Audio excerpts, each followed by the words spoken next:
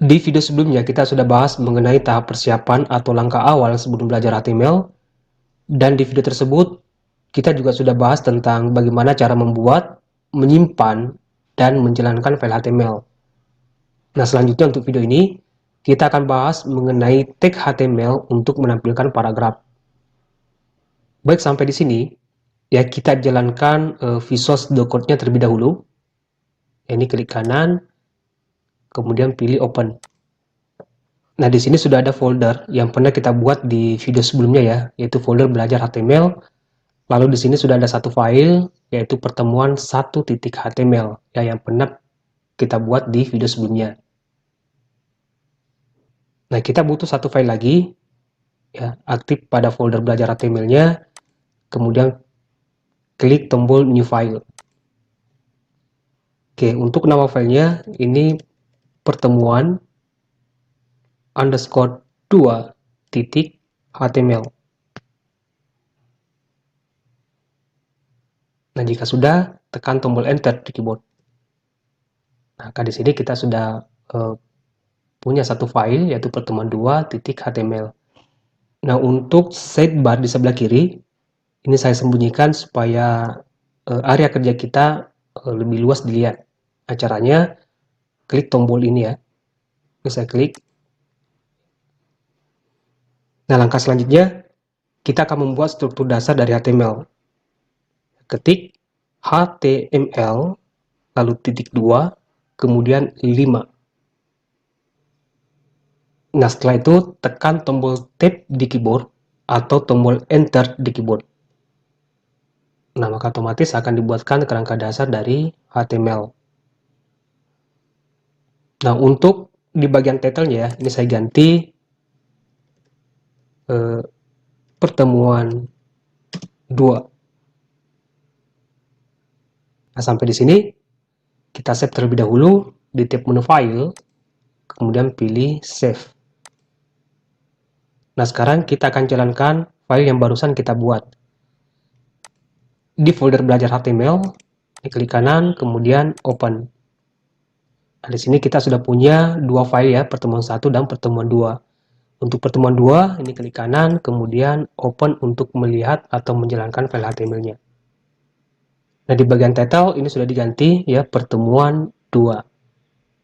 Nah, selanjutnya ini kita kembali ke Visual Studio Code-nya ya. Ini Google Chrome-nya jangan di close. Sebelum lebih jauh ya mengenai tag HTML, ya saya akan jelaskan sedikit apa itu tag pada HTML. Jadi tag di HTML itu ditandai dengan buka kurung siku dan tutup kurung siku. Dan sebagian besar ya tag HTML itu memiliki pasangan. Ya, dalam hal ini ada tag pembuka ya dan ada tag penutup. Tag pembuka ditandai dengan kurung siku seperti ini, sedangkan tag penutup itu ditandai dengan kurung siku seperti ini. Ya, ada tanda slash-nya. Jadi ini tag pembuka dan ini tag penutup.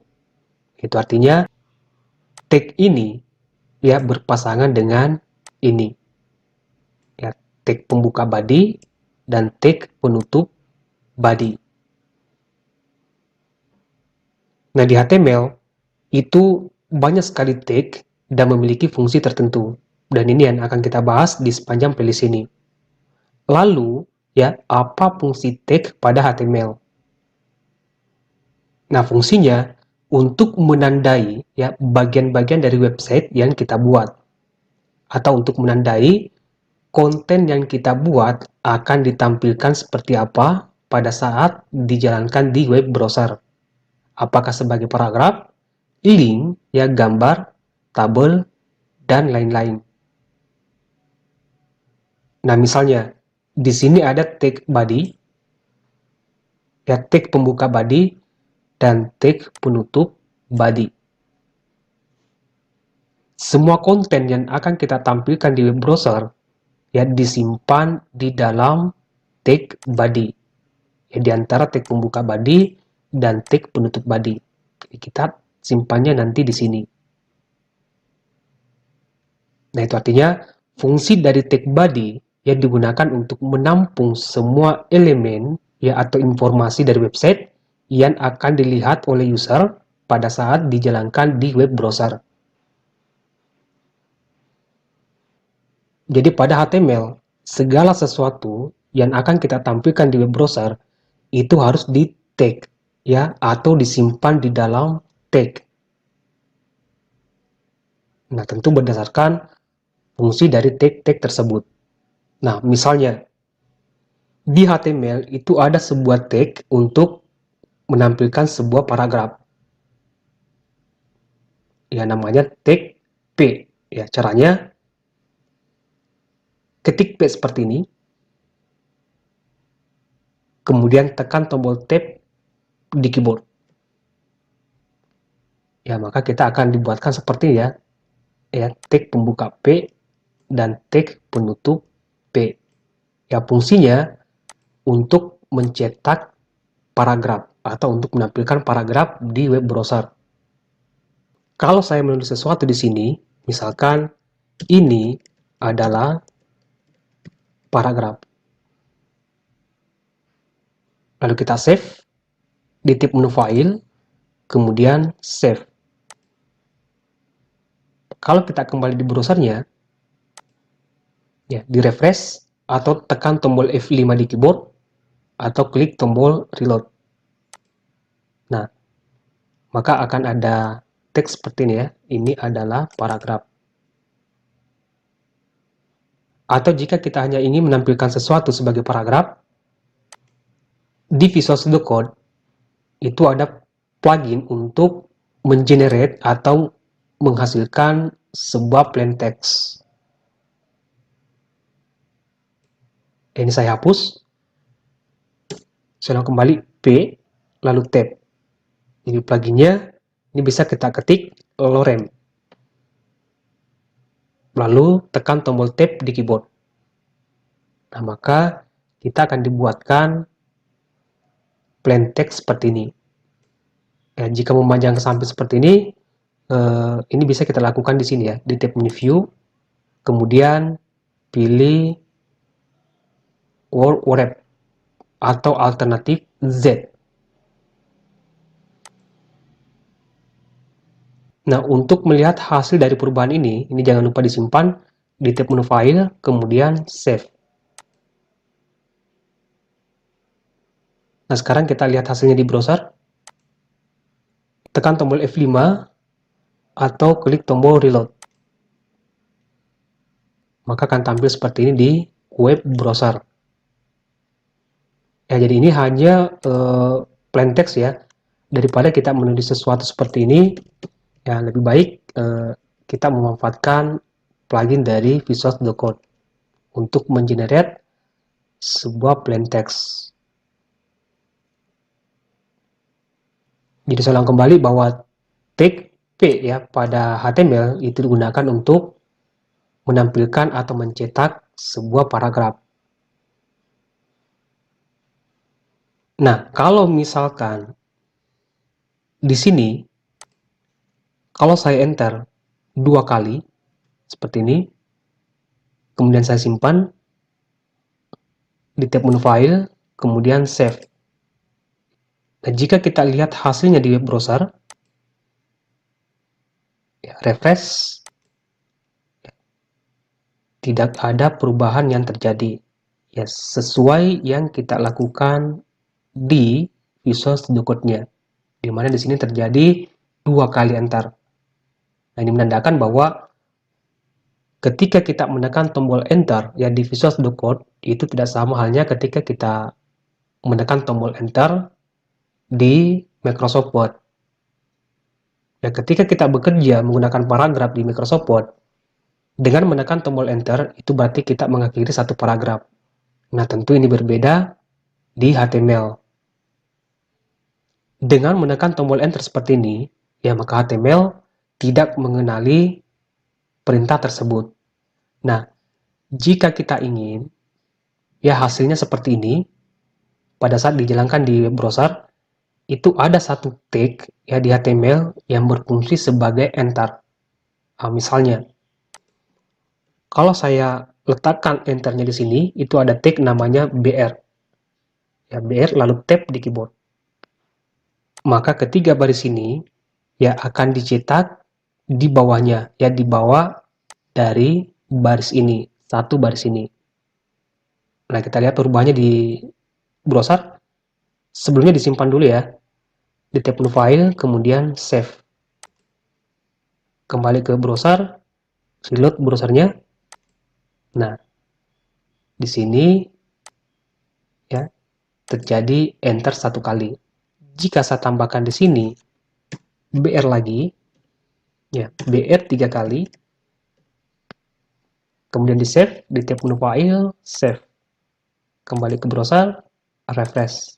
Nah, akan terjadi enter 3 kali pada saat dijalankan di web browser. Dan ini menandakan bahwa di HTML,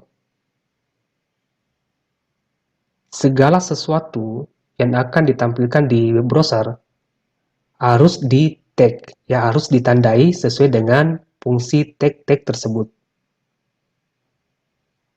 Nah, sampai di sini tag bearing saya hapus dulu.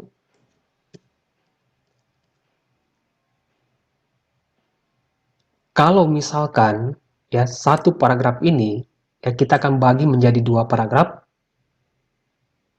maka hal yang pertama yang kita lakukan itu harus menandai dan harus memberitahu si browsernya bahwa satu paragraf ini kita akan bagi menjadi 2 paragraf.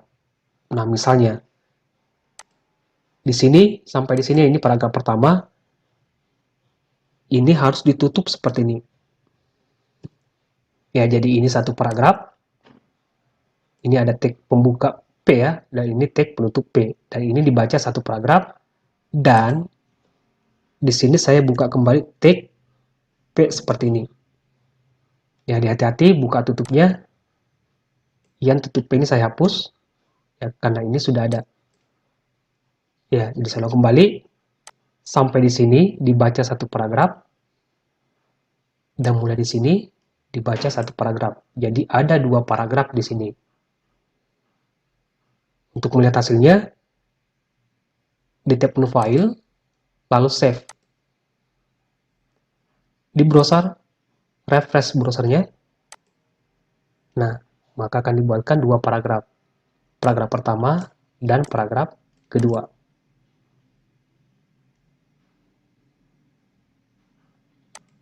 Ya, jadi begitu mengenai tag P ya pada HTML yang digunakan untuk membuat atau mencetak sebuah paragraf di web browser. Dan satu hal di sini, ini mengenai perubahan yang kita lakukan pada Visual Studio Code. Jadi setiap apa yang kita lakukan ya pada Visual Studio Code-nya itu jangan lupa disimpan. Kalau misalkan di sini, saya tambahkan di sini tag BR seperti ini, itu berarti ada perubahan dan di sini ada angka 1. Ya, jadi supaya perubahan yang kita lakukan pada Visual Studio Code bisa berpengaruh pada web browser, itu harus disimpan terlebih dahulu. Nah, di sini ada angka 1, itu artinya perubahan ini belum disimpan. Kalau saya kembali di web browsernya, kemudian saya refresh, nah perubahan itu belum dibaca atau belum berpengaruh pada web browsernya. Ya, kenapa? Karena kita belum menyimpan file ini atau perubahan ini. Nah, jika kita ingin ya setiap perubahan yang kita lakukan disimpan secara otomatis, nah, di tab new file, di sini aktifkan autosave. Ya, tinggal klik autosave-nya. Nah, dengan begitu setiap perubahan yang kita lakukan pada Visual Studio Code-nya itu akan disimpan secara otomatis tanpa harus ke tab new file kemudian save.